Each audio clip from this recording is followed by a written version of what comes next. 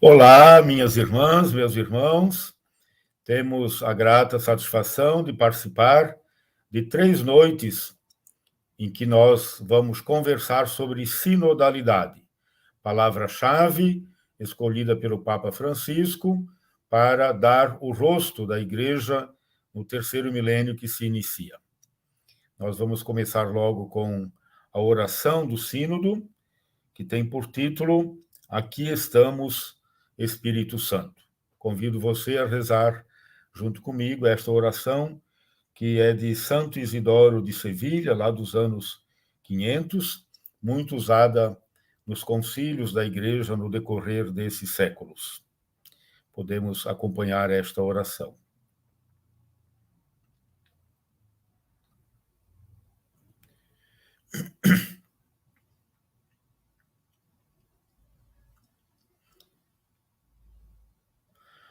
Aqui estamos diante de vós, Espírito Santo. Estamos todos reunidos no vosso nome. Vinde a nós, assisti-nos, descei aos nossos corações. Ensinai-nos o que devemos fazer, mostrai-nos o caminho a seguir, todos juntos. Não permitais que a justiça seja lesada por nós pecadores, que a ignorância nos desvie do caminho.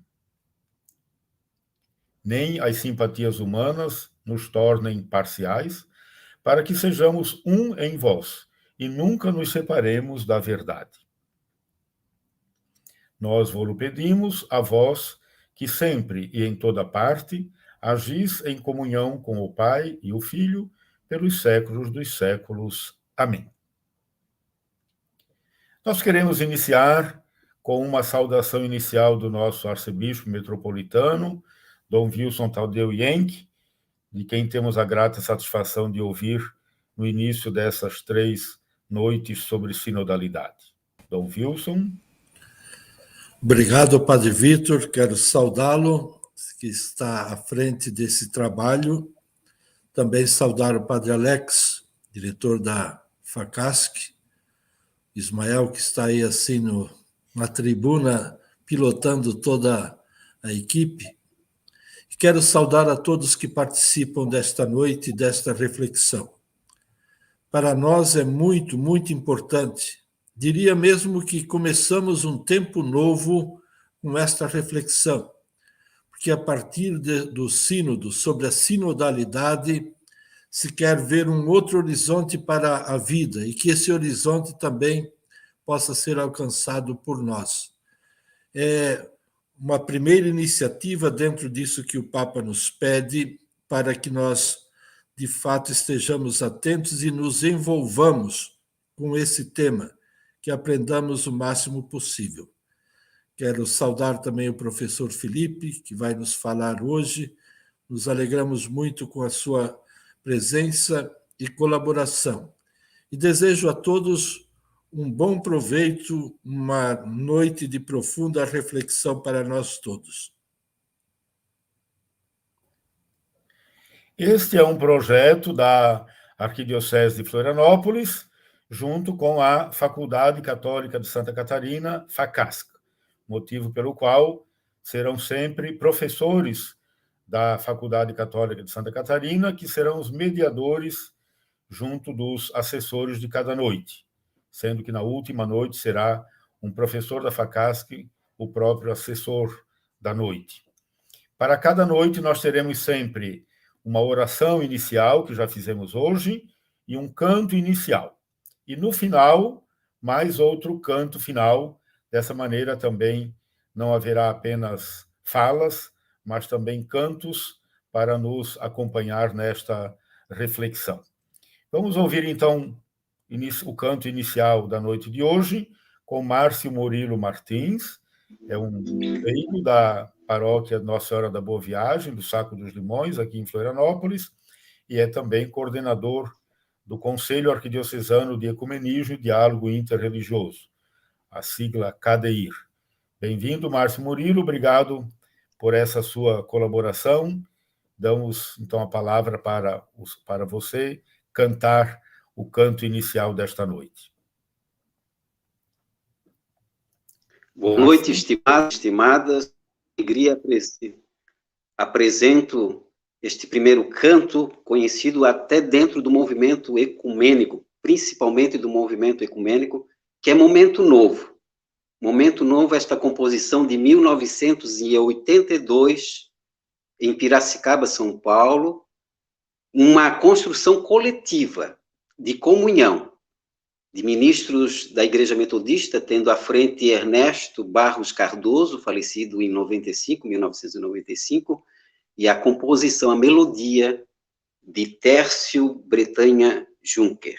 Momento novo, momento de comunhão.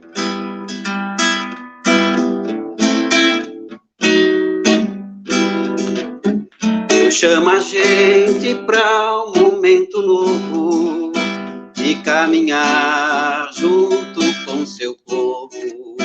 É hora de transformar o que não dá mais. Sozinho, isolado, ninguém é capaz. Por isso vem entrar na roda com a gente também. Você é muito importante, por isso vem entrar na roda com a gente também. Você é muito importante, vem. Não é possível crer que tudo é fácil. Há muita coisa que produz a morte, gerando dor, tristeza e desolação.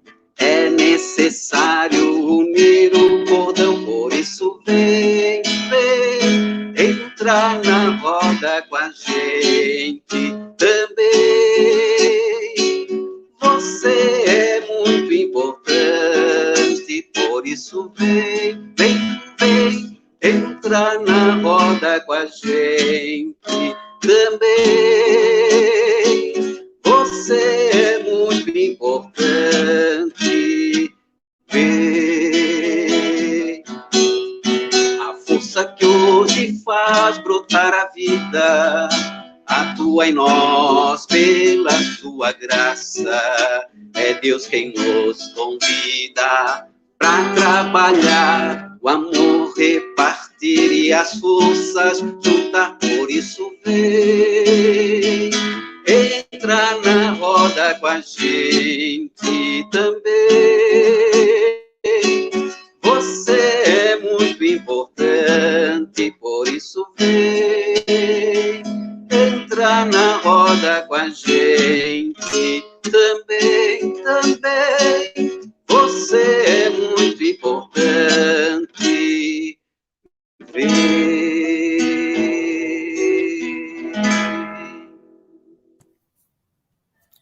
Obrigado, Márcio Murilo. Entra na roda com a gente. Você que está participando conosco destas 3 noites sobre sinodalidade, somos todos convidados a entrar na roda, a entrar num caminho sinodal. Nós damos a palavra agora para o padre Rafael Alex Lima da Silva, que é nosso professor na FACASC, diretor da nossa Faculdade Católica e também do ITESC, e pároco na paróquia São Judas Tadeu, em Barreiros, aqui em Florianópolis. Padre Rafael, seja bem-vindo. Padre Rafael é que vai apresentar e acompanhar a exposição do professor Felipe, a quem também damos as boas-vindas. Uma boa noite, caro irmão, cara irmã, que nos acompanha, Dom Wilson, Padre Vitor, Márcio, Ismael. Vamos então dar início à nossa reflexão, tendo como assessor o professor Felipe. São 3 noites, e nesta primeira noite nos cabe refletir sobre sinodalidade e comunhão. Temos então conosco o professor Felipe Sérgio Kohler, que é mestre em teologia e doutorando também em teologia pela PUC do Paraná, e professor dos cursos de especialização da Católica de Santa Catarina, em Joinville, e da Faculdade São Basílio Magno. Professor Felipe, bem-vindo. O professor, então, vai conduzir essa reflexão e depois, no final, nós teremos um tempo para possíveis perguntas. Quem desejar pode ir expressando as suas perguntas pelo chat e daí depois nós repassaremos ao professor Felipe. Professor Felipe, está com a palavra. Boa noite, obrigado, Padre Rafael. Obrigado pela acolhida do Padre Vitor, de Dom Wilson, e obrigado e bem-vindos a todos que estão acompanhando essa primeira noite da formação.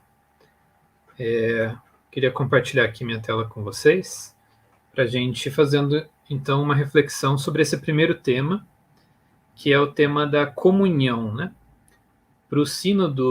Para esse percurso sinodal de 2021 a 2023, a Santa Sé propôs essas 3 palavras, né? Comunhão, participação e missão.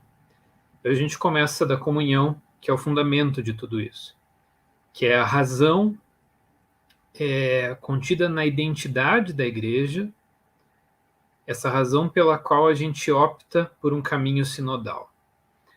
E aqueles que estão ouvindo a gente hoje, acompanhando a gente hoje, e ainda não tiveram a oportunidade de chegar mais perto desse tema, de se aproximar desse tema da sinodalidade, eu acho que eu já posso começar com um aviso, né? Que a gente ouve muitas coisas que acontecem na igreja, né? A gente, a cada 2, 3 anos, tem um sínodo dos bispos, volta e meia a gente tem um ano comemorativo especial por algum motivo, por alguma razão, com alguma temática.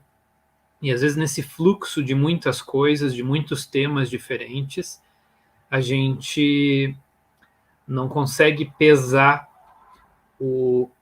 a grandeza, a importância que cada um desses temas tem. E nesse sentido, às vezes, essa discussão toda sobre sinodalidade que está se abrindo agora pode parecer mais um tema entre muitos temas. E aqui vai esse primeiro aviso, não é. Esse diálogo que a igreja começa sobre o tema da sinodalidade é um percurso muito importante para a gente hoje. E todos nós temos, como cristãos, a corresponsabilidade de nos aproximarmos desse tema e de fazermos desse tema algo nosso, de realmente nos engajarmos dentro de um estilo sinodal. E isso é muito importante. Alguns comentaristas, alguns avaliadores, historiadores, né, do pontificado do Papa Francisco, chegam a considerar que esse passo dado com o processo sinodal sobre uma igreja sinodal é o passo mais importante que a igreja está dando desde o Concílio Vaticano II, quase 60 anos atrás. Então é bem importante a gente conseguir colher a importância que isso tem ao nos aproximarmos desse tema. Não é mais um tema entre outros, é algo de muito importante, algo que tem o potencial de marcar o caminho da igreja nas próximas décadas, no próximo século e por muito tempo, né?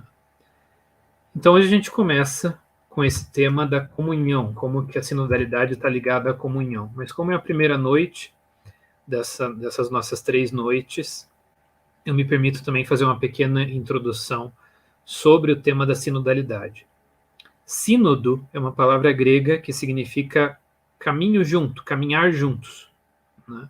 Rhodós, em grego, é caminho e sim junto, né? Então, pensar em sinodalidade é pensar num estilo de igreja em que todos os membros da igreja caminham juntos, se percebem corresponsáveis pela igreja, discernem juntos os caminhos da igreja e atuam juntos para que a igreja cumpra a sua missão diante da humanidade. A palavra sinodalidade, isso é interessante da gente perceber, no longo magistério de São João Paulo II, né, que foi Papa durante 26 anos, ela aparece 5 vezes nos textos dele, nas homilias, encíclicas, audiências gerais, etc. No magistério de Bento XVI, que foi Papa durante quase 8 anos, ela aparece 2 vezes. E no magistério de Francisco, que já completou 8 anos como Papa, em março deste ano, essa palavra já aparece mais de 100 vezes. E continua crescendo esse número. Então é um tema que Francisco tem muito a peito. É um tema muito central para o pontificado dele. E é um tema que ele nos convida a acolher como algo decisivo para a Igreja nos próximos passos que ela tem a dar. Quando a gente olha esses números, parece um pouco que sinodalidade é uma grande novidade. Por um lado, sim, por outro lado, não. Porque ela é um estilo de ser igreja que a gente recupera lá dos primeiros passos do cristianismo, dos primeiros séculos. Então, para a gente pensar algumas coisinhas lá dos primeiros séculos cristãos, né?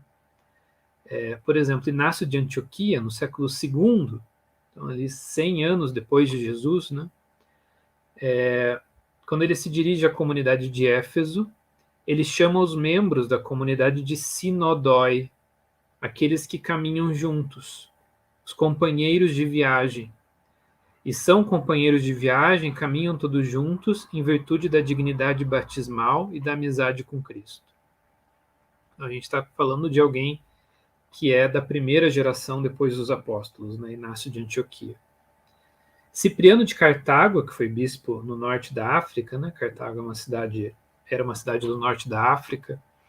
Na metade do século III, lá por volta do ano 250, ele faz uma síntese de como que funciona esse princípio da sinodalidade no governo de uma igreja local e também a nível universal. Ele diz que é verdade que na igreja local não deve ser feito nada sem o bispo, nihil sine episcopo, nada sem o bispo. Né? Não se faz nada independentemente do bispo, autonomamente em relação ao bispo ou contra a decisão do bispo. Mas também é verdade que nada deve ser feito pelo bispo sem o conselho dos presbíteros e diáconos e sem o consenso do povo. Então é uma relação mais equilibrada entre as diversas ministerialidades e os diversos papéis que se exercem dentro da igreja local. Se é verdade que não se deve fazer algo fora, né, paralelamente à ação do bispo, também é verdade que o bispo deveria não fazer nada sem se aconselhar com os outros ministros ordenados e sem o consenso também do povo. E essa era o ar que se respirava na igreja dos primeiros séculos. Isso que Cipriano descreve na igreja de Cartago, na África, no século III, é o que acontecia recorrentemente, que era a atmosfera que se respirava nas igrejas desses primeiros séculos. E por isso que São João Crisóstomo, que foi bispo de Constantinopla, lá pelo ano 400, ele fala: igreja e sínodo são sinônimos. Porque se a igreja, a eclesia, né, de onde vem o nome igreja, a assembleia dos convocados, a assembleia daqueles que são chamados por Deus a formar uma comunidade como o corpo de Cristo. Se é isso que a igreja é, que a eclesia é, uma assembleia, uma comunidade, uma comunhão, então ela sempre é sinodal. Os seus membros sempre caminham juntos. Então ele dizia, sintetizava essa questão dessa forma, né? Igreja e sínodo são sinônimos. E aí, depois dessa pequena introdução histórica, só para a gente atestar como esse é um tema lá da Igreja Antiga, que agora a gente começa a recuperar, depois disso eu queria me deter um pouco nessa fala de São João Paulo II, em 98, em que ele dizia que a finalidade de toda autêntica sinodalidade é a concórdia, a fim de que a Trindade seja glorificada na Igreja. Uma frase muito breve, mas muito densa. A concórdia, os corações que batem juntos, que vivem juntos. A sinodalidade é isso que ela visa, né? É isso que ela procura. Que os corações dos fiéis batam juntos, que o discernimento dos caminhos da igreja seja feito por todos, juntos. E isso a fim de que a Trindade seja glorificada na igreja. O que tem a ver a Trindade com a sinodalidade? A palavra-chave para a gente entender o que tem a ver é a palavra-chave de hoje, comunhão. Se o Deus revelado por Jesus, a imagem de Deus revelada por Jesus, o rosto de Deus revelado por Jesus, é o rosto de um Deus que é comunhão, que é Pai, Filho e Espírito Santo, que é um em três pessoas, porque essas três pessoas vivem a partir da mais profunda comunhão. Então também a nossa vida, a nossa participação na vida da Trindade é uma participação que vive da mesma dinâmica dessa vida, em que também nós vivemos a partir das relações que tecemos entre nós. Como o Pai, o Filho e o Espírito Santo vivem um do outro, vivem da relação que tem um com o outro. Quando nós vivemos uma igreja sinodal, uma igreja em que se escuta a voz do Espírito Santo falando na voz de todos, em que se procura caminhar junto, sem autoritarismo, sem clericalismo. Quando nós vivemos uma igreja assim, que vive como comunidade verdadeiramente, a Trindade é glorificada, porque essa igreja vive segundo o modo de vida da Trindade. Porque essa comunidade vive como a Trindade vive. Vive a partir da comunhão. E aí o que diz o Papa Francisco numa ocasião, em 2019, a sinodalidade é filha da comunhão. Se uma comunidade vive de verdade em comunhão, a sinodalidade vai ser uma consequência natural. A sinodalidade vai ser vivida. Porque se eu realmente estou aberto à comunhão, se eu realmente levo em conta o outro, então eu escuto o outro, eu levo em consideração o que o outro tem a dizer, eu incluo a visão do outro no discernimento da comunidade. Agora, eu não posso dizer que eu, na minha comunidade, vivo uma verdadeira comunhão, que existe uma verdadeira comunhão entre os membros dessa comunidade, se a voz do outro não é levada em conta, se considera que o Espírito Santo fala através de uma pessoa só, se tomam decisões contra o consenso da comunidade, se de fato eu levo em consideração o rosto do outro, se de fato eu me abro, eu tenho a sensibilidade para a voz do Espírito que fala através do outro, então uma comunidade vive de modo sinodal. E aí continua o Papa. Trata-se de viver mais a filiação e a fraternidade, de favorecer a estima recíproca e de valorizar a riqueza de cada um. A gente de fato acredita que a Igreja foi enriquecida pelo Espírito Santo com uma diversidade de dons e carismas. Então a gente precisa ter a sensibilidade de colher essa riqueza semeada pelo Espírito Santo em todos os membros da comunidade. E ele continua, apenas nos reconhecendo verdadeiramente como comunidades abertas, vivas e inclusivas, nos tornaremos capazes de futuro. E daí a importância que o Papa Francisco aponta que a sinodalidade tem para a vida da igreja hoje. Uma igreja que seja capaz de futuro. Uma igreja que tenha a capacidade de desempenhar a sua missão no mundo atual. E que vai desenvolver essa capacidade bebendo da sua tradição, bebendo da sua identidade, da identidade que ela teve, que de certo modo ela sempre teve, mas que viveu de modo mais intenso ao longo do primeiro milênio, quando ela era marcadamente sinodal, as igrejas locais, a Igreja Universal, se inspirando nessa tradição, bebendo dessa tradição e olhando para hoje. Como ser igreja hoje. E aí que a gente vai notando cada vez mais, então, essa interdependência que existe entre comunhão e sinodalidade. A questão aqui é também, como eu falei no começo, né, de levar a sério a sinodalidade, de entender que é um tema de peso para a igreja hoje, não é mais um dos muitos temas que a gente sempre propõe para reflexão, mas é realmente um tema de primeira grandeza, né? E, ao mesmo tempo, a gente tomar consciência da centralidade da comunhão na vida da igreja, de que essa eclesia de Cristo é comunhão, é vida em comunhão, é vida comunional. Não existe igreja sem experiência de comunhão.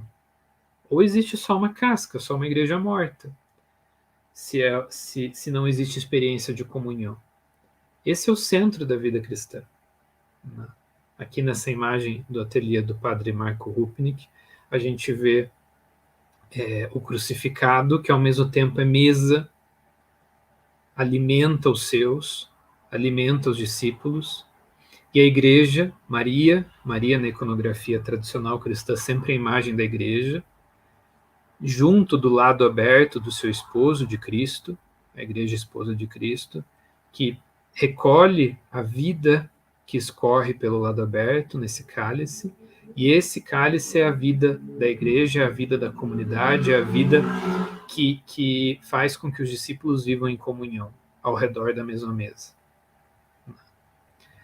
E para a gente entrar mais nesse tema da comunhão, né, se aprofundar nesse tema, colher a centralidade que isso tem para a nossa identidade como cristãos, a gente pode pensar em algumas coisas, né?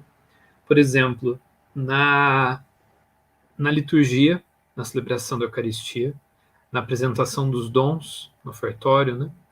Quando se prepara o cálice, né? Quando se coloca água dentro do cálice, se diz: pelo mistério desta água e deste vinho, possamos, Senhor, participar da divindade do vosso Filho, que se dignou assumir a nossa humanidade. Na fé cristã, na experiência cristã celebrada na liturgia, acontece quase que uma troca, né? Nós participamos da divindade de Cristo, porque Cristo se dignou assumir a nossa humanidade. Se ele, Deus, assumiu a nossa humanidade, então o caminho para que nós vivamos a vida divina fica aberto. E esse é um tema que na teologia oriental, na Igreja do Oriente, é muito vivo, né?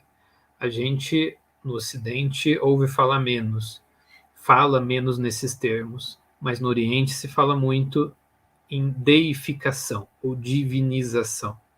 Essa é a vida cristã, ser deificado, divinizado, participante da vida divina. O Catecismo da Igreja Católica, no comecinho dele, nos primeiros parágrafos, ele fala que Deus nos criou para que nós participássemos da sua vida bem-aventurada. Então, se trata de participar da vida divina. Às vezes, quando a gente ouve isso, deificação, divinização, participar da vida divina, talvez na nossa cabeça venha uma imagem quase como de uma pessoa que brilha, né? Que solta uma luz. Isso é ser deificado, né? Que vive numa majestade, numa glória. Mas a nossa imagem de divinização vai depender da imagem que a gente tem de qual é o rosto de Deus. Se a gente imagina Deus simplesmente como majestade, simplesmente como algo portentoso, né? Então a nossa imagem de uma pessoa divinizada, deificada, também vai ser algo parecido com isso. Mas se o rosto de Deus, apresentado por Jesus, é de um Deus que vive a comunhão, que se identifica mais profundamente na sua intimidade mais profunda, na sua identidade mais central, mais nuclear, se identifica como amor, como comunhão, que se esvazia de si mesmo, que se concebe a partir do outro, né? O pai a partir do filho, o filho a partir do pai. Então, a nossa concepção de uma pessoa deificada, divinizada, é muito diferente. Nós somos chamados a viver uma vida de comunhão.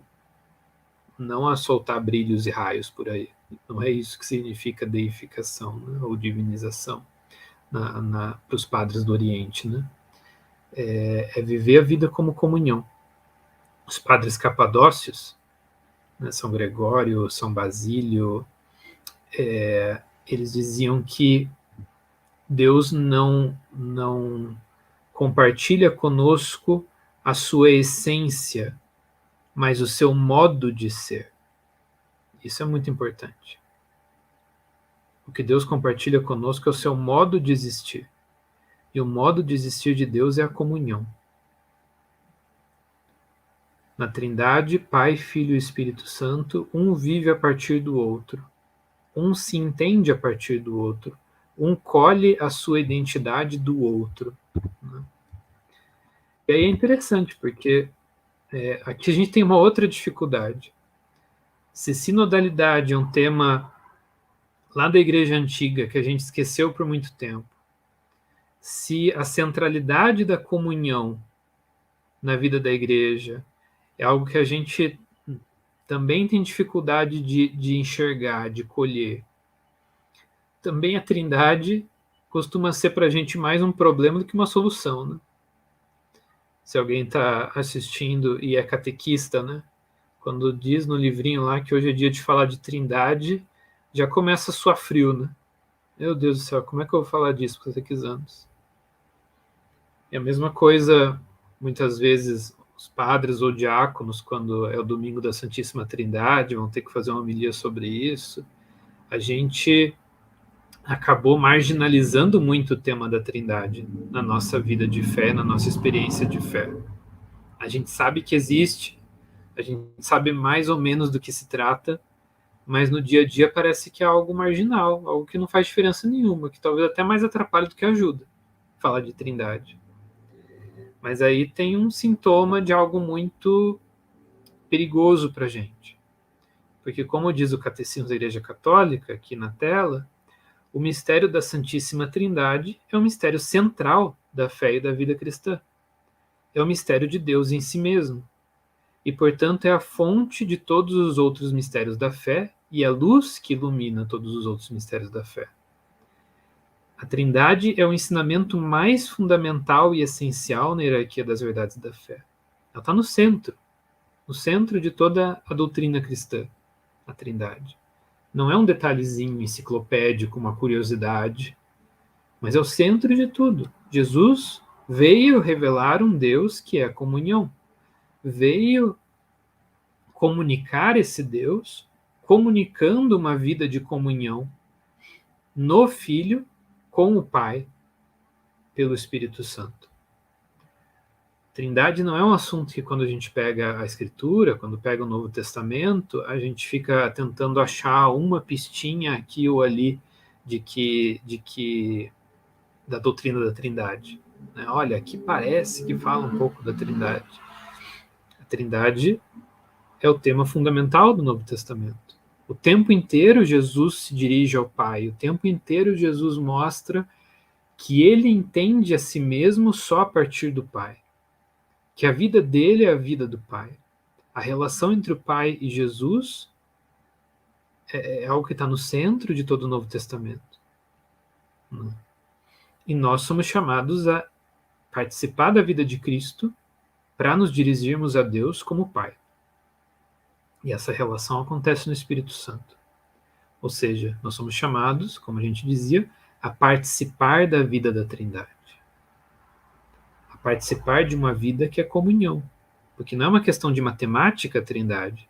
Não é questão de encontrar uma equação sobrenatural que diga para a gente como que 1 é 3 e como que 3 é 1. O que está em jogo na Trindade não é matemática, mas é comunhão. É perceber que esse rosto de Deus que Jesus nos apresenta não é um Deus isolado, não é um Deus fechado em si mesmo, mas é um Deus que, desde si mesmo, desde a sua identidade mais profunda, é comunhão desde a eternidade. É amor desde a eternidade. Essa é a imagem de Deus que os cristãos professam. Esse é o Deus em que os cristãos creem. Um Deus que é comunhão, que não é só, não é solitário, mas é comunhão. Em 3 pessoas, em que uma se entende a partir da outra. Uma recebe a sua vida da outra. O nome de cada pessoa da Trindade, o nome que a gente dá, é um nome relacional. Pai. É pai de alguém? Não existe um pai isolado.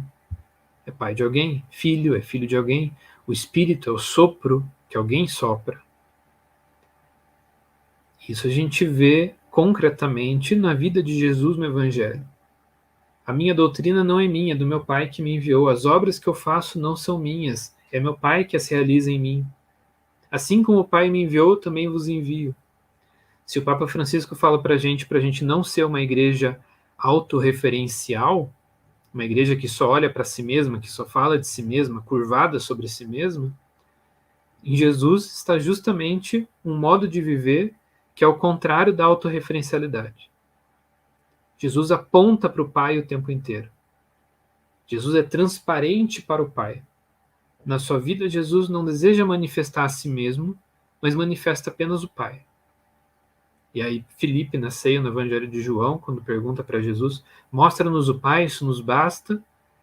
Jesus diz, Filipe, estou há tanto tempo com vocês, você não me conhece ainda? Quem me viu, viu o Pai. É essa dinâmica de comunhão em que a gente é inserido na nossa fé cristã. Não manifestarmos a nós mesmos, mas manifestarmos um outro. Na nossa vida, sermos sacramento de uma outra presença, da presença do Deus da vida. E essa foi a vida de Jesus. E é essa comunhão, essa vida em que um vive a partir do outro, um leva em consideração o outro, cada um sai do centro para colocar o outro no centro. Essa é a vida da Trindade, e essa é a raiz de toda a experiência cristã. E por isso o mistério da Trindade é o mistério central da vida cristã, é o mistério de comunhão. Como aparece, por exemplo, nos ícones da Trindade, né? Como também nessa pintura do ateliê do padre Marco Rupnik, inspirada na iconografia do Andrei Rublev, lá da Rússia, do século XIV, em que Abraão acolhe aqueles 3 mensageiros, aqueles 3 peregrinos, que são uma teofania, né? Uma manifestação de Deus na vida de Abraão. E ali a gente tem essa imagem de comunhão, os 3 sentados à mesa, compartilhando a mesma mesa, apontando um para o outro, porque é isso que a vida da Trindade é, vida de comunhão. E a vida cristã é fazer como Abraão faz ali, acolher generosamente essa vida de comunhão na nossa vida e fazer como Sara faz nessa imagem, ali à direita, escondidinha, debaixo da asa do terceiro personagem, que simboliza o Espírito Santo. Fazer da Trindade a nossa casa, fazer da comunhão a nossa casa, sair da tenda do nosso isolamento, sair da tenda da nossa autorreferencialidade, sair desse lugar em que a gente está num pedestal ou numa bolha muito seguro e nos colocarmos dentro da casa da comunhão. Sem isso não tem sinodalidade. A gente pode falar de sinodalidade no sínodo, nas dioceses, durante 20, 30 anos, mas se a gente não sair de nós mesmos, cada um de nós, se a gente não perceber o outro como uma riqueza, todas essas palavras vão ser vazias. E a sinodalidade vai ser só uma ideologia, uma casca, um slogan que a gente repete, mas não é capaz de viver, porque não é capaz de levar o outro em consideração. Entrar numa dinâmica de sinodalidade em que eu, de fato, escuto a voz do Espírito que fala na voz de cada um. Em que, de fato, a gente faz um discernimento comunitário a partir dessas várias vozes que compõem a igreja.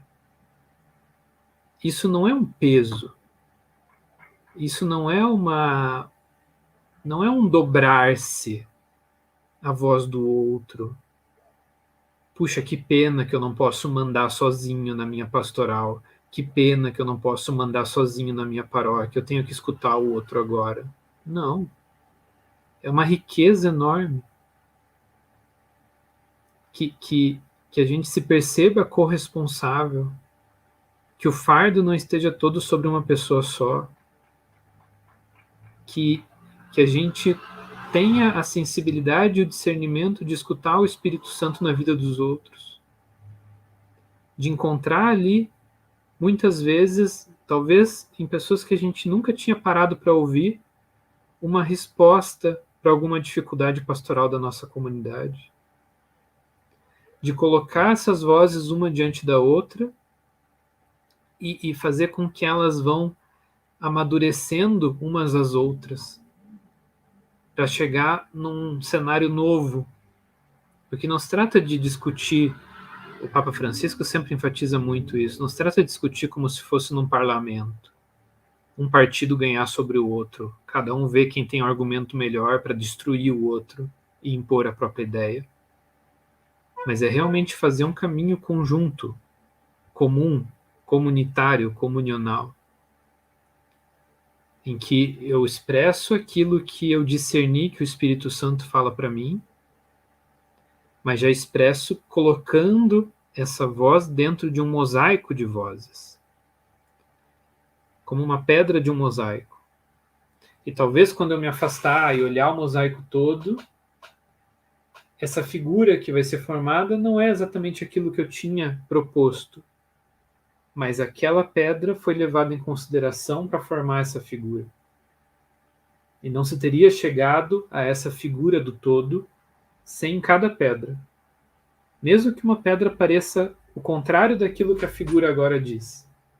Mas porque se levou em consideração cada uma delas, a comunidade foi capaz de formar aquela figura, de formar aquele mosaico. Aqui, duas passagens da Escritura, do Novo Testamento, para a gente se aprofundar um pouco mais nesse tema da sinodalidade, né? Essa aqui bem importante para a gente pensar esse processo sinodal, da carta aos Efésios. Paulo diz o seguinte: Ele, Cristo, é a nossa paz. Do que era dividido fez uma unidade. Em sua carne destruiu o muro de separação, o ódio, a inimizade. Ele quis assim, a partir do judeu e do pagão, criar em si um só homem novo, estabelecendo a paz, e reconciliá-lo com Deus, ambos em um só corpo por meio da cruz, onde ele matou o ódio.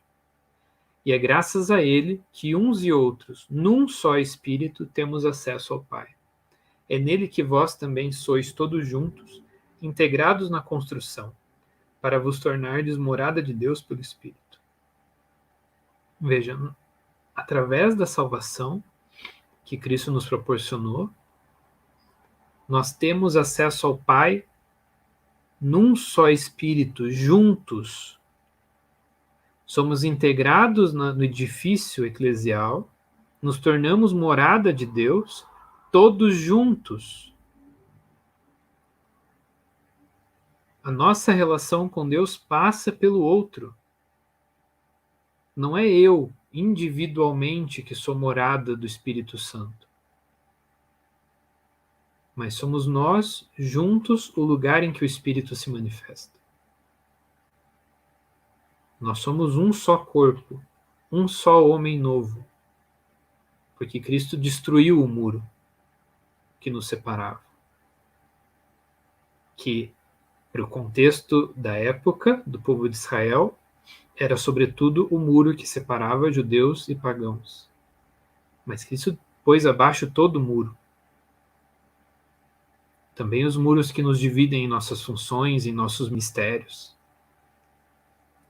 Quando se diz também no Evangelho que quando Cristo morre, o véu do templo se rasga, ou seja, a nossa relação com Deus é aberta, né? Já não existe algo que nos separa do Santo dos Santos. Esse véu se rasgou.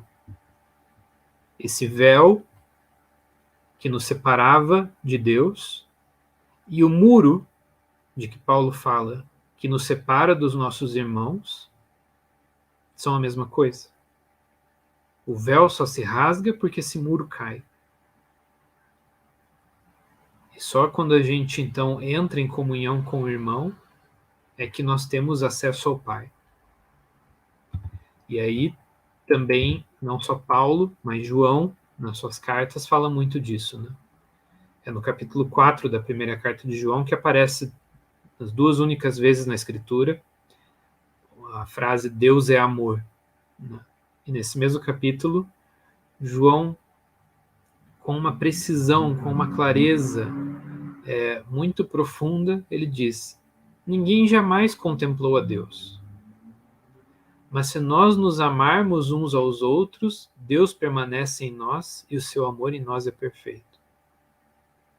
Se nós vivermos em comunhão, aí Deus se manifesta. Ninguém jamais contemplou a Deus. Ninguém aponta onde que está Deus. Está aqui. Mas quando nós vivemos em comunhão, quando nós vivemos a fraternidade, quando nós vivemos como irmãos, quando nós vivemos no amor, é aí que Deus se manifesta, porque Deus é amor. Ou como diz aquele hino tradicional da igreja, ubi caritas, né? Ubi caritas, Deus ibi est. Onde está o amor, Deus aí está. Onde quer que o amor se manifeste, aí está a manifestação de Deus. Onde quer que se viva a fraternidade, aí é que Deus se manifesta. E esse é o chamado da igreja, viver como comunhão. Por isso também essa imagem dos discípulos de Emaús, que depois de encontrar o ressuscitado, saem juntos, correm juntos a anunciar. O seu olhar agora é o mesmo olhar. O pão que eles repartem é o mesmo pão. O passo que eles dão no mesmo ritmo. Porque essa experiência do ressuscitado proporcionou uma experiência de comunhão, uma experiência de fraternidade. E é isso que a gente precisa levar a sério e integrar na nossa visão e na nossa experiência como cristãos. Para pegar também um trecho aqui da encíclica Spe Salvo, de Bento XVI, 2007, né? Uma visão de salvação, uma visão de experiência cristã que seja comunitária. Ele diz, Hebreus, a carta aos Hebreus fala de uma cidade e, portanto, de uma salvação comunitária. Essa é a imagem tradicional cristã para falar do reino dos céus, uma cidade, uma realidade comunitária. Não é cada um na sua cabine, no azul do céu, cada um na sua nuvenzinha, individualmente louvando a Deus. Mas o reino de Deus é uma cidade. É onde se vive junto, onde se convive. E também os padres da igreja, coerentemente, entenderam o pecado como destruição da unidade do gênero humano, como fragmentação e divisão. O pecado é aquilo que divide. O pecado é aquilo que nos coloca contra o outro. Daí a gente chamar Satanás de diabo, diabolos, aquele que divide. E aí, por exemplo, o simbolismo mais central da narrativa de Babel, né? Logo após a narrativa da queda, a narrativa do pecado, acontece o fratricídio, Caim mata Abel, e em seguida a gente tem a narrativa da Torre de Babel, em que acontece essa desagregação, essa divisão da humanidade, e que é retomada no Novo Testamento com a narrativa de Pentecostes. Sim, em Babel, cada um passa a falar uma língua e ninguém entende o outro mais. Em Pentecostes, cada um fala a sua língua. A diversidade é preservada, mas todos se compreendem. Porque a obra do Espírito Santo é a comunhão, é a fraternidade. E por isso, se o pecado é divisão, a redenção é justamente a restauração da unidade, onde nos encontramos novamente juntos numa união que se desenha na comunidade mundial dos crentes. Entrar numa experiência de redenção é entrar numa dinâmica de comunhão. Não é que a gente entra numa comunhão para, num segundo momento, experimentar uma outra coisa que seja a redenção. Mas viver em comunhão é ser salvo. Viver em comunhão é ser salvo da nossa autorreferencialidade, é ser salvo daquilo que nos divide, daquilo que nos coloca contra o outro, do nosso pecado. Tem alguém aqui no chat pedindo para repetir os trechos bíblicos. Eu vou voltar aqui rapidinho. Efésios 2, 14 a 22 e primeira carta de João 4 a 12. Efésios 2 e primeira carta de João, capítulo 4. E aí a gente pode chegar no cerne da coisa, né? O Vaticano II, na Constituição sobre a Igreja, Lumen Gentium, define a vocação da Igreja dessa maneira. A Igreja é em Cristo como que o sacramento, ou seja, o sinal e o instrumento da íntima união com Deus e da unidade de todo o gênero humano. A vocação da Igreja é a unidade. Unidade com Deus e unidade entre toda a humanidade. Porque uma não é separável da outra. Não existe união com Deus sem comunhão com o irmão. E a Igreja é, então, sacramento dessa unidade. Essa é a vocação da Igreja. Ela pode fazer obras muito bonitas, ela pode ter vários tipos de atuação pastoral muito interessantes, mas se ela não vive como comunhão, ela falha no coração da sua vocação. Ela não dá testemunho. Ela pode ter um colégio muito bom, ela pode ter um hospital muito bom, ela pode ter um espaço litúrgico muito bom, mas se ela não vive uma experiência de comunhão, ela falha naquilo que é o coração da vocação dela, naquilo que é mais essencial. E aí a Igreja, diz aqui, é sinal e instrumento dessa unidade. Sinal porque aponta, mostra que é possível viver em comunhão. Entendem isso? A nossa vida como comunidade deveria ser de tal forma que quando alguém fosse recebido na nossa comunidade, pudesse tocar essa experiência de comunhão, de que um se importa com o outro, um tem afeto pelo outro, um se preocupa pelo outro, pudesse ser tocado por esse testemunho de comunhão, como foi nos primeiros séculos. Vede como se amam e estão dispostos a dar a vida uns pelos outros, diziam os pagãos sobre os cristãos. Olha como eles se amam, olha como vivem em comunhão. Que beleza é essa beleza de viver fraternalmente, num mundo tão dividido, num mundo tão que nos julga tanto, que nos rotula tanto. A comunidade cristã devia ser, como diz o Papa Francisco, um oásis de misericórdia.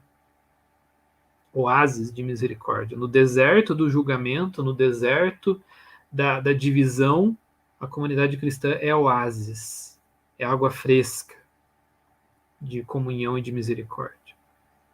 Então a Igreja como sinal de manifestar ao mundo que viver em comunhão, viver fraternalmente é possível, e também instrumento de trabalhar para que a humanidade seja cada vez mais unida, para que se viva em comunhão cada vez mais em todas as instâncias da sociedade. E aí que entra a sinodalidade, porque se vive realmente em comunhão, então, de fato, se leva em consideração o outro, se ouve o outro, se discerne juntos.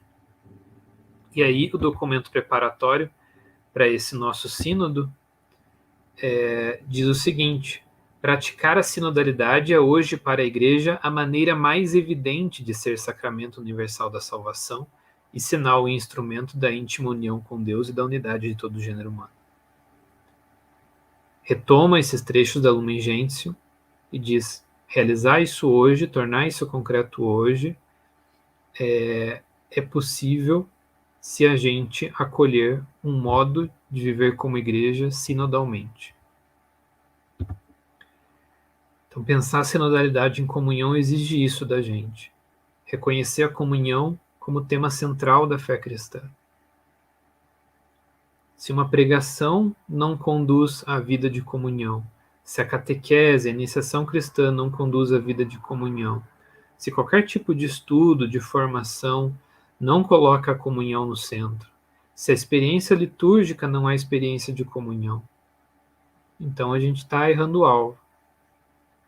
Porque no centro da fé cristã existe a comunhão, o rosto de Deus que se manifesta como comunhão e que manifesta a nossa vocação como vocação à comunhão. Mas não basta reconhecer a comunhão como tema central da vida cristã, ou seja, reconhecer com a cabeça, verdade, é um assunto importante, é um assunto central. A gente precisa reconhecer a comunhão como a experiência central da fé cristã. Porque também a gente pode falar muito de comunhão e viver divididos. E a gente pode ter pregações maravilhosas sobre a comunhão e catequeses maravilhosas sobre a comunhão, mas na hora que a pessoa convive com a comunidade, ela percebe a divisão, ela percebe puxado de tapete, ela percebe ciúme, ela percebe inveja, ela percebe arrogância, ela percebe indiferença. Então o primeiro passo é viver a comunhão. Porque também só vivendo é que a gente reconhece o rosto de Deus como comunhão. Porque ali onde se vive comunionalmente, ali onde se vive fraternalmente, é onde Deus se manifesta. E como diz também a primeira carta de João, quem ama, conhece a Deus. Quem não ama, não conhece a Deus. É inverter um pouco as coisas também, né? Não é só entender intelectualmente, racionalmente, que a comunhão é importante, e depois eu coloco em prática. Eu me esforço para viver em comunhão. A gente está acostumado a fazer esse processo, né? Porque a gente tem uma formação muito intelectualista.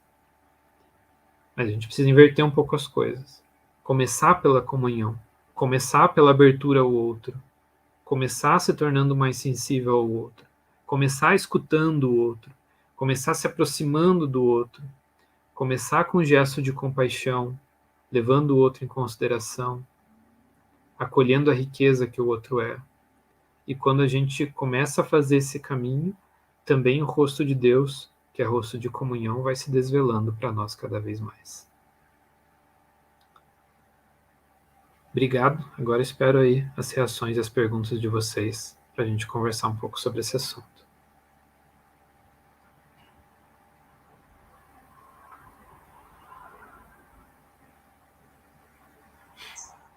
Muito bem. Obrigado desde já, professor Felipe, por nos auxiliar nessa reflexão, na reflexão de hoje, sinodalidade e comunhão. E agradeço desde já também a participação de todos, as manifestações, e temos algumas perguntas, 4 perguntas. Vou fazê-las conjuntamente, até porque algumas se aproximam muito no conteúdo. Uma primeira, da Adelir Haupt, que foi também aluna da FACASC, se o Papa Francisco abre o diálogo por uma igreja sinodal, certamente sente a falta de comunhão na igreja. É uma proposta para curto prazo, como nos prepararmos para este engajamento? Próxima a essa pergunta da Adelir, nós temos uma outra da irmã Carmelita Tempfen, que diz: a dinâmica de comunhão em que fomos inseridos como cristãos é essencial. Deus é comunhão. Por que persiste o individualismo, a falta de comunhão e cooperação na ação evangelizadora da igreja? Professor Felipe, se quiser se ater agora a essas duas. Essas são aquelas perguntas de $1 milhão, assim, né? Se alguém descobrir por que persiste o individualismo e conseguir resolver isso com alguma estratégia, né, a gente ganha tudo, né? Mas vejam, acho que em relação a essas duas perguntas, né, pensando um pouco na primeira, como a primeira foi formulada, né, da Adelir, o Papa vem e propõe um caminho sinodal, mesmo sabendo que não é que todas as comunidades vivam numa comunhão profunda, plena, maravilhosa, então agora é só a gente começar a conversar e discernir juntos que vai dar tudo certo. Inclusive, pouco tempo atrás, aí 2 meses atrás,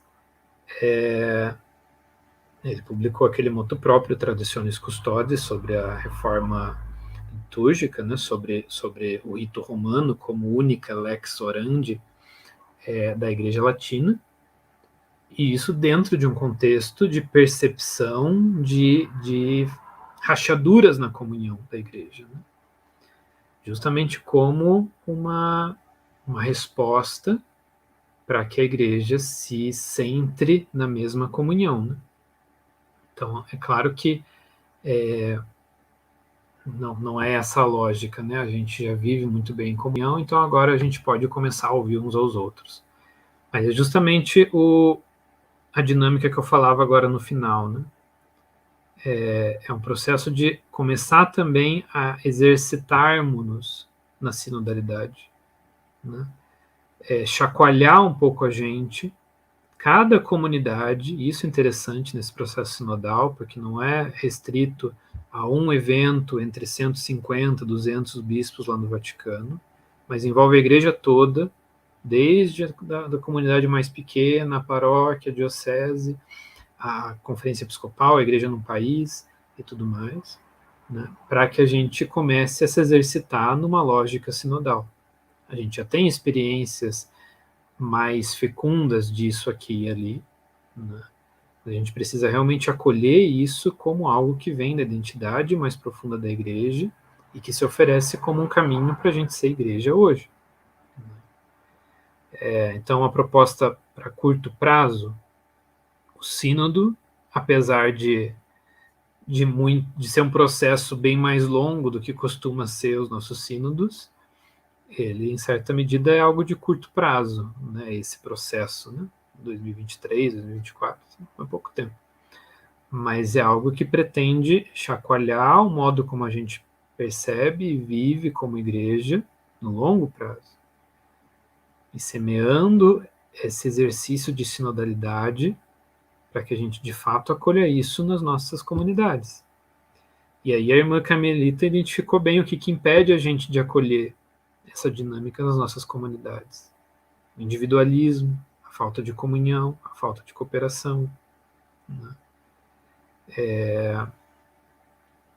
Essa falta ainda de acolher uma visão em que todos são corresponsáveis pela comunidade, são corresponsáveis pela igreja, essa nossa tentativa de nos colocarmos como autores de uma obra, né? De assinarmos algo dentro da comunidade, né? A gente fez isso aqui, eu fiz isso aqui, eu consegui fazer isso, eu sou coordenador disso, sou eu que mando aqui, né? Às vezes a gente nem não fala de jeito tão grosseiro assim, às vezes fala também, a gente sabe, mas a gente age muitas vezes dessa forma, né? E a sinodalidade nos convida a ir na direção contrária, de acolher essa riqueza que vem do outro. Tem algumas coisas assim que, se a gente para pensar na lógica como muitas comunidades funcionam, são absurdas. Decisões muito importantes que ficam em cima de uma pessoa só. Ou a experiência que muitos têm, por exemplo, infelizmente, de que numa mudança de pároco parece que tudo muda na comunidade. Parece que a comunidade não tem história e tudo começa do zero, né? Esse é um problema, é um dos sintomas muito graves de ver que a gente tem essa dificuldade de viver comunitariamente e viver sinodalmente, né? E o modo como cada pessoa se fecha ou se abre ao outro é algo muito delicado de se pensar e não tem como dar uma resposta pronta para isso, né? Não tem como esboçar uma estratégia, um plano para que todo mundo se converta antes da gente começar a falar em sinodalidade. Mas cabe sempre fomentar esse tipo de atmosfera, esse tipo de ambiente, mesmo nos grupos mais pequenos, naqueles que parecem até mais insignificantes dentro de uma realidade paroquial, de uma diocese. Mas a partir dali ir fomentando uma dinâmica nova, uma atmosfera nova, um modo de viver novo, em que o outro é levado em conta, em que se faz um caminho, em que a gente trabalha a partir de relações, que também tem isso, né? A gente realmente se aproximar em relações verdadeiras, vivas entre nós. Né? Eu não tenho como levar o outro em conta numa realidade ali imediata, numa comunidade, numa paróquia, se a gente não faz um caminho juntos, como diz a palavra sínodo. Não se trata só de fazer uma enquete, fazer uma pesquisa para ver o que cada um acha anonimamente, assim, mas se trata de caminhar juntos. Se eu caminho junto com o outro, eu levo o outro em consideração. Se eu caminho junto com o outro, se o caminho que a gente faz é percebido como um caminho juntos, então a gente discerne juntos e a gente atua juntos. Né? E semeando essas experiências dentro da igreja, mesmo nas realidades que parecem menores, é muito fecundo também no longo prazo, mas se enraiza de modo mais concreto. Né? Aí vale também o que o Papa Francisco diz no Evangelii Gaudium, quando ele fala sobre a tensão que existe entre tempo e espaço. Né? É mais importante iniciar processos do que ocupar espaços, diz o Papa. É muito mais importante, para a gente pegar o tema da sinodalidade como exemplo, a gente conseguir caminhar um pouquinho na direção de uma igreja sinodal, mas caminhar de verdade, com passos bem firmados, com uma transformação bem firmada do modo de ser comunidade, do que a gente encenar todo um processo em que todos falam, em que todos são ouvidos, mas no fim das contas isso tudo ser só uma fachada, ser só uma brincadeira, para depois a gente voltar a ser como era antes. Então o mais importante é iniciar processos, mesmo que lentamente, mas de modo enraizado, firme. É mais importante isso do que simplesmente fazer um grande espetáculo agora. Obrigado, Felipe. Outras duas perguntas, e creio que parte também já foi respondido, mas se quiseres acrescentar algo. Primeira, do diácono Ricardo Marques, que é o coordenador da Pastoral da Educação na Arquidiocese, também membro do Conselho Superior da FACASC. Parabenizo o professor Felipe por tão sábia condução desta formação. Pergunto, como educar as novas gerações e como reeducar a atual geração para viver a sinodalidade intra e extra-eclesialmente? E junto com essa do Tiago Caminada, que nos acompanha de Itajaí, como iniciar o processo de sinodalidade em nossas comunidades? Acho que a gente pode pensar a partir do caminho que a gente fez hoje, nessa noite, né, de pensar aquilo que o Francisco fala. A sinodalidade é filha da comunhão. Se não existe comunhão, a gente não consegue forçar a sinodalidade. Então, como que a gente educa os jovens? Como que educa as novas gerações para a sinodalidade? Primeiro a gente educa para a comunhão. Primeiro a gente apresenta uma experiência de comunhão. Né? Esse é o mais fundamental em todos os desafios que a igreja tem hoje. Que quando alguém se aproxima de uma comunidade cristã, se aproxima de uma experiência de comunhão. Que é isso que a gente oferece. É isso que a gente oferece ao mesmo tempo em fidelidade ao que o Evangelho propõe e também como aquela água viva de que tantos têm sede hoje. Se a gente não oferece um espaço de comunhão, uma experiência de comunhão, que necessita de relações verdadeiras, vivas, conhecer o outro, se aproximar do outro, se importar com o outro, não só relar na vida do outro, mas permitir acolher o outro na própria vida. Relações de amizade, relações de vínculo, relações de ajuda.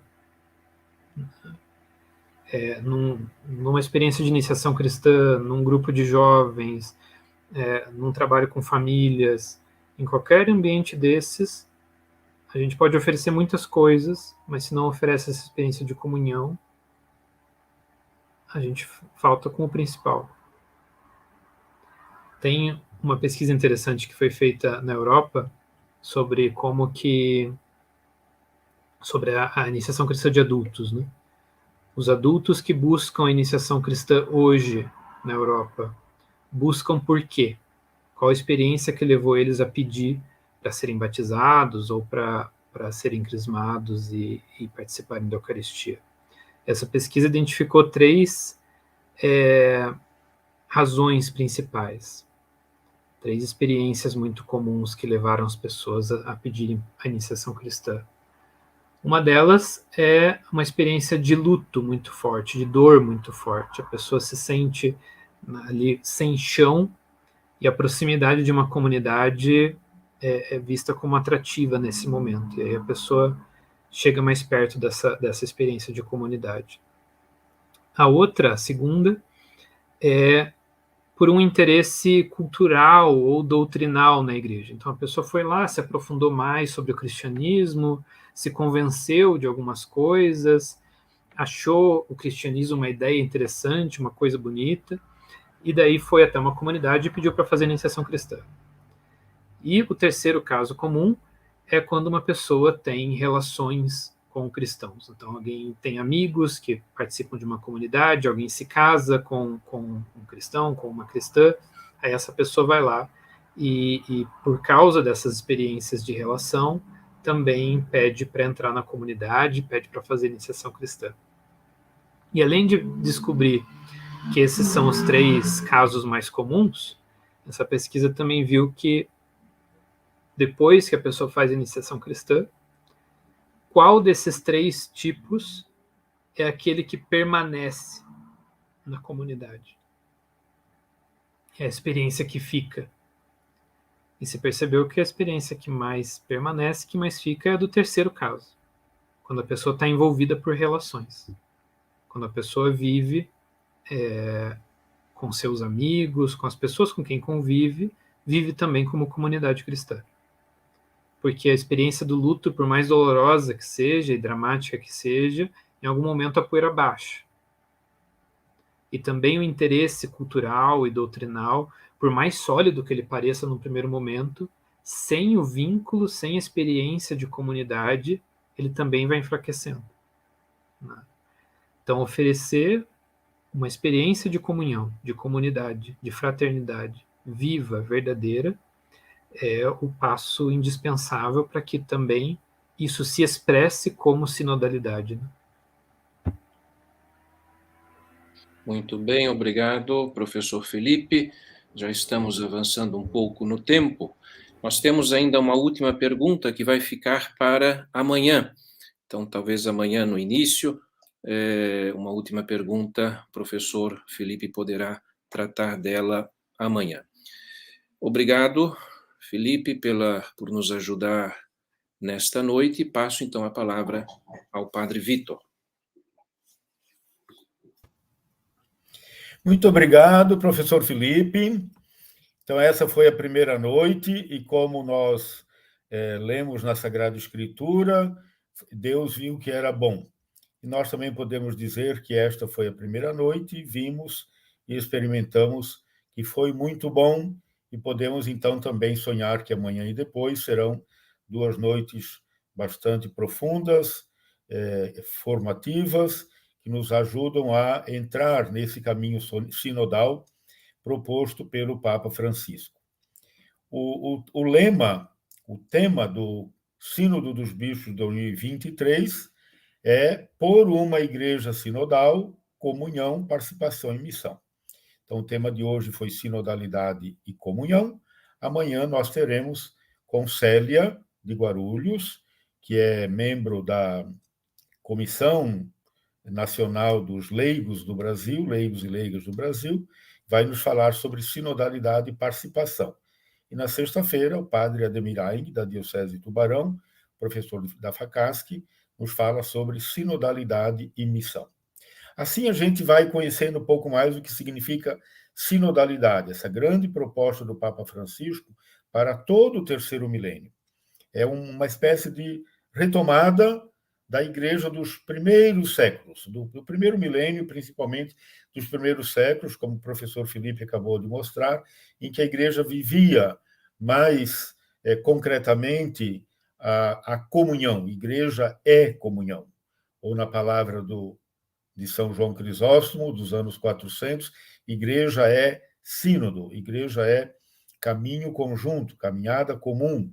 Essa é a grande proposta do Papa Francisco para a igreja em todo o terceiro milênio. Portanto, nós é que estamos tendo aqui essa grande graça de dar os passos iniciais para essa caminhada.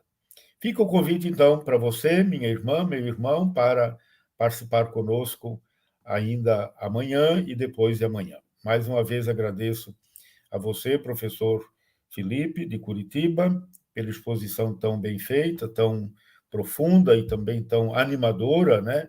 Uma proposta ao mesmo tempo intelectual, mas, sobretudo, existencial, para nos colocar nessa caminhada comum. Obrigado, Padre Rafael, diretor da FACASC, por ter nos acompanhado neste momento.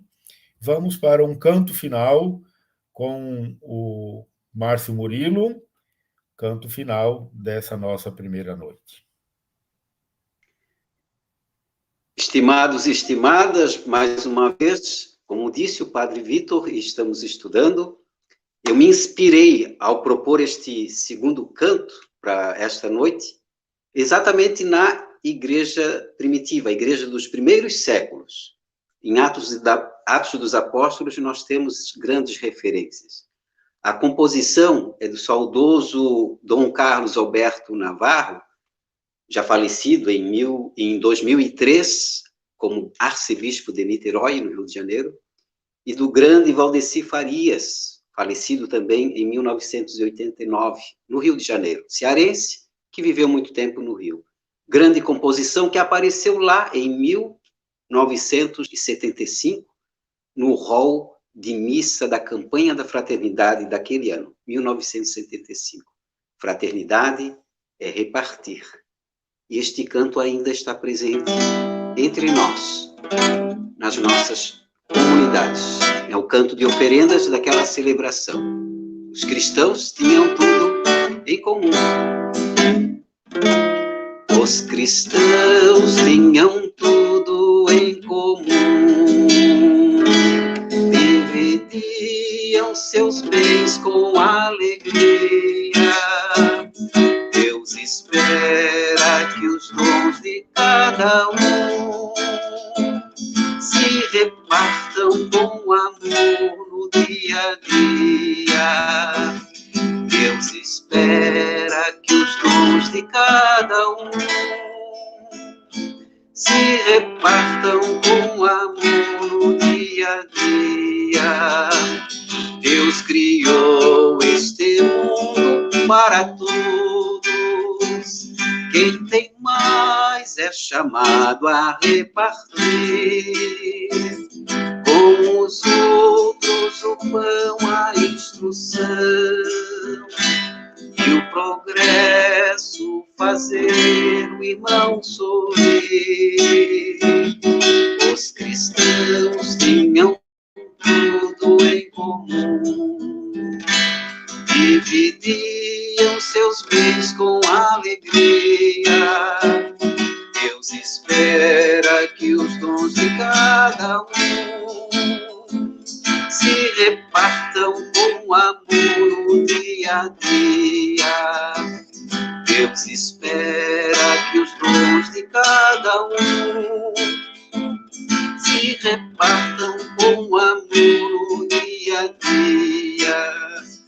Mas acima de alguém que tem riquezas está o homem que cresce em seu valor. E liberto caminha para Deus, repartindo com todos o amor. Os cristãos tinham tudo em comum. Dividir seus bens com alegria. Deus espera que os dons de cada um se repartam com amor no dia a dia. Deus espera que os dons de cada um se repartam com amor no dia a dia. No desejo de sempre repartirmos nossos bens, elevemos nossa voz ao trazer pão e vinho para o altar, em que Deus vai se dar a todos nós. Os cristãos tinham tudo em comum, dividiam seus bens com alegria. Deus espera que os dons de cada um se repartam com amor no dia a dia. Deus espera que os dons de cada um se repartam com amor no dia a dia.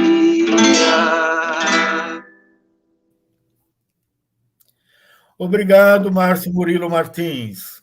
Com essa música, nos colocas lá nos anos 70, meus tempos de seminarista, velhos tempos. Música muito bonita esta. Hugo Adriano Daniel, que foi nosso aluno do ITESC, lá no final dos anos 80, também nos colocou uma pergunta. Hugo, você desculpe, mas vamos colocar essa pergunta para amanhã. E é uma pergunta muito interessante, se nós estamos caminhando para uma igreja sinodal ou ainda formando o clero para uma igreja clerical.